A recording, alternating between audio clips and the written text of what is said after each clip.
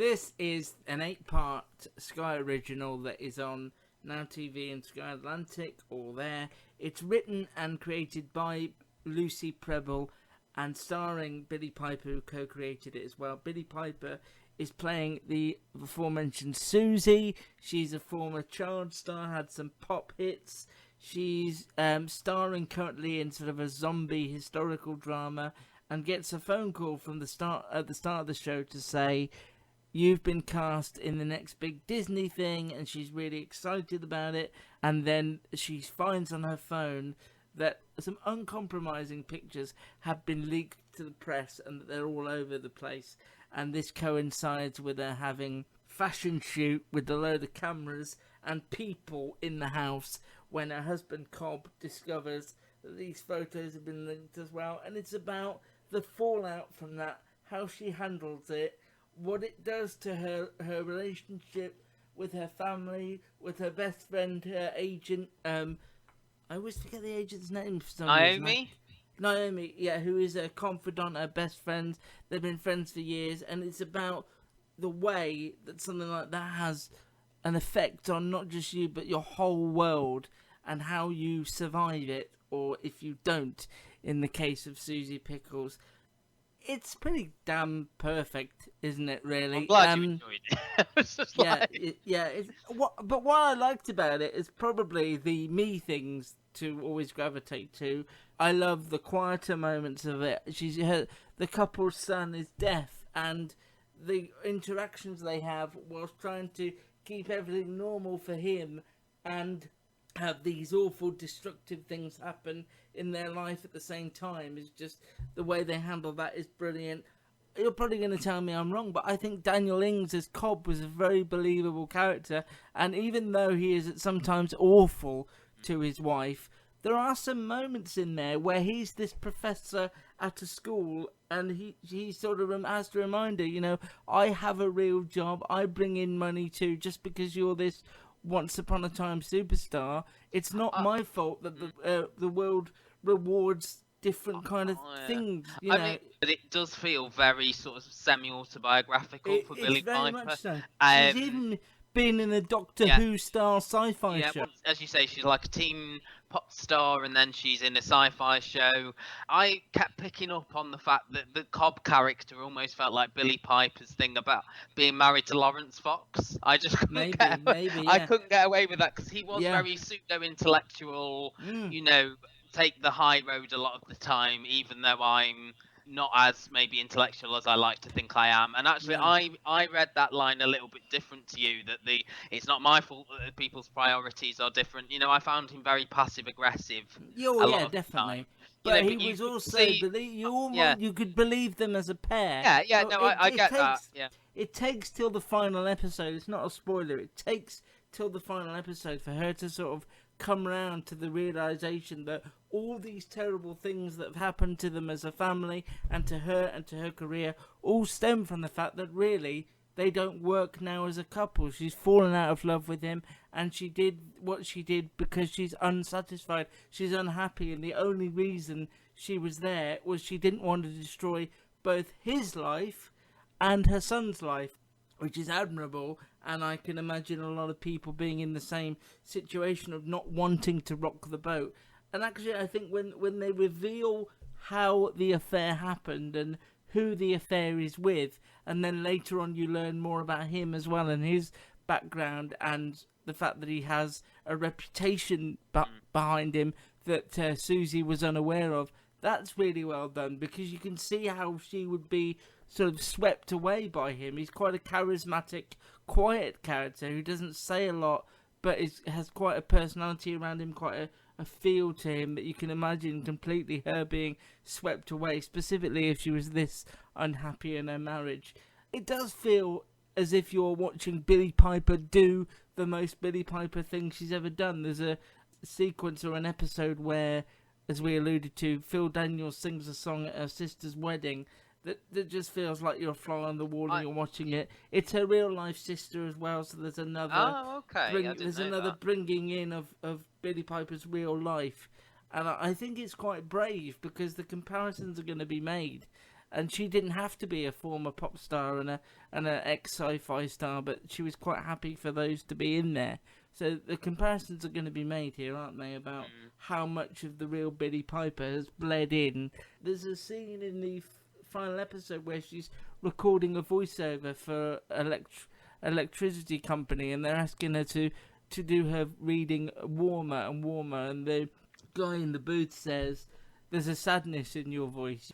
The episode titles are the stages of grief. You know, you've got shock, denial, bargaining, acceptance, and things like that. And I think, I think the title as well, "I Hate Suzie," is almost referring to herself. You know, this almost sort of self-loathing that she's got about her current career. You know, the fact that she is the main provider for this family. And I do like as well the wedding episode, where she, you know, you mentioned Phil Daniels, who does play her dad. It's not just Phil Daniels playing Phil Daniels. It is pretty much. And I think I like that because you can see her working class roots. You know that there was dispute and disarray in the parents' marriage. That, you know, Phil Daniels was abusive. She helped her mum, you know, buy her house, and the dad sort of move out of it and things like that, and there's that tension there. You know, he wants to sell a story to the son about her, and that I really like that episode because he came round to, no, actually I'm not going to do it, I am going to be the bigger man. And you saw that was the episode where she was auditioning to be in a musical, and she sung American Pie at the start, and then you found out at the end that that was his song that he always used to sing. And I quite like that, as you say, these sort of warmer, quieter moment. You know, I agree with you that you can see what Susie saw in Cobb when they first met, and there is that spark between them in that you know, in the end of that episode.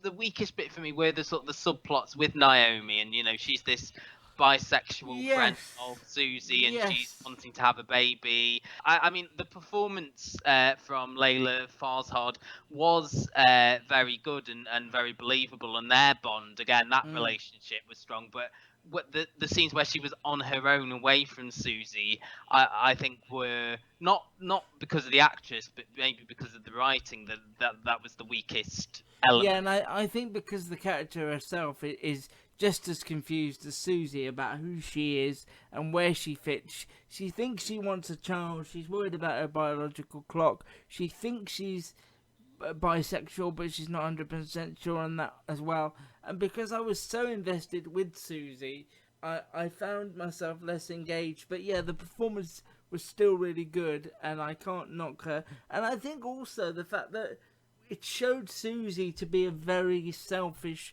person at times, because Naomi was, you know, her best friend. They've been together, as it turns out, and we actually didn't know that till the final episode, did we? When we saw that her mum used to be a cleaner for Naomi's dad. Naomi's mum had passed away. She didn't have that sort of female figure in her life.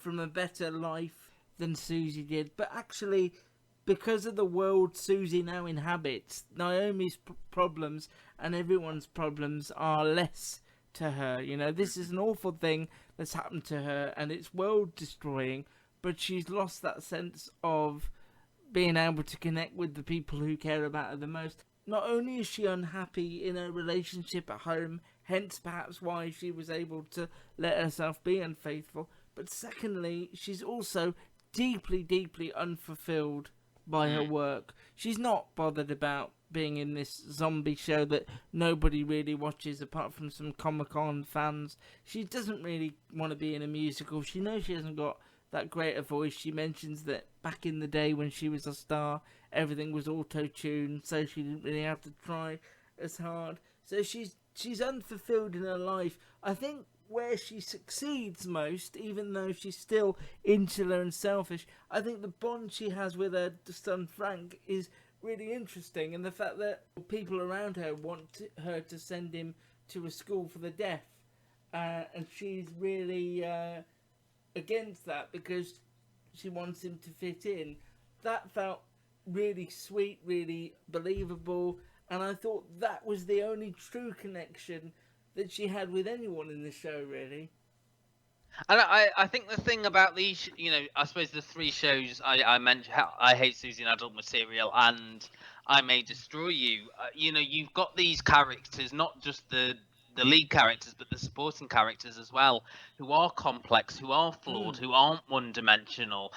They're not always the good guy, they're not always the No, bad guy. They are, not at and all. that's how people are. And as you say, like Cobb could have been like the antagonist here, and he was to an extent, but a lot of what he was doing, while maybe a little bit selfish and a little bit pig-headed, he had been wronged in that first episode. Yeah. He got someone round to change the locks on the house while she was having this photo Yeah. shoot, which I thought And was there's also very... that sequence where she's never gone to visit him at work, so the work colleagues don't even know that he's got this relationship with this well-known superstar, and you sort of see him in his environment and how plausible he is there as well, and how respected he is by not only his colleagues but by his students, and I would imagine quite liked as a lecturer, so they've both got their different worlds. And as you mentioned as well, her affair with the director of the zombie thing, Carter.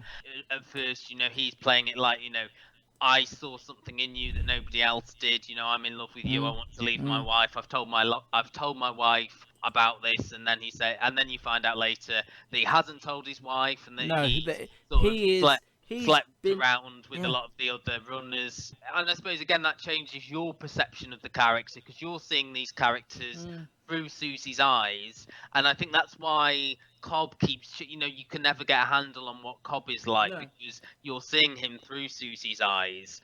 And I think the same is for Carter, that Carter is seen as this wonderful alternative, that he's charming. He's like, I saw you happy for the first time when we were in bed together, and then you just find out that all of this was just lines and things like that. And it's just great. And as you say, you can read into the sort of the things around Billie Piper, and I really like that final scene as well, where almost about to jump off a bridge, and then she meets this couple. At first they say, can we have a picture? She thinks it's a picture of her, and then it's a picture of them, and then she asks, can we come back with you? And I even liked in that last episode, the use of voiceover, because we haven't had voiceover throughout the series, and she says, well, I used to use voiceover all the time as sort of a coping mechanism. She's somebody that when you've watched the whole thing, she's somebody that's been unhappy a lot. I doubt she would have become a pop star on her own. She didn't have the wherewithal to make that happen.